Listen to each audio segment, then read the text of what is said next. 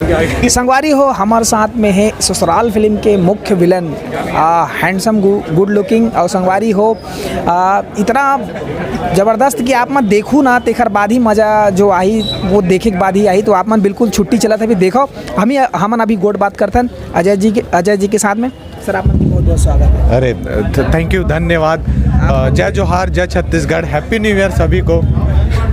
कैसे देखते हो आप मन ये फिल्म आज आप मन के लगे और साल के पहली फिल्म है? जी बहुत उम्मीद है और उम्मीद में खरा उतरा था पिक्चर। जी दर्शक मन देखा आवत है पहुँचा थे जी और बहुत प्यार मिला था और बहुत एक्साइटमेंट है। एक्साइटमेंट इतना है कि कुछ सूझत नहीं है बोला जी कि का बोलूं। बस आप मन के माया दुलार और प्यार बनाए रहूं, काहे कि आप मन है तो हम हैं और आप मन नहीं है तो हम मन भी नहीं है।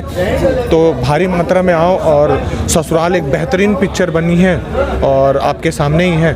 और साउथ की पिक्चर क्या देखना, आप उसका मज़ा इस ससुराल पिक्चर में ले सकते हैं। और बहुत बस यही दर्शक मतलब क्या कहना चाहते हैं? बस यही नया साल में यही बोलना चाहता हूँ कि ससुराल पिक्चर के धमाका है और अच्छा बनाओ, देख कर प्यार मया बनाए रहूं और बस यही बोलना चाहता हूँ।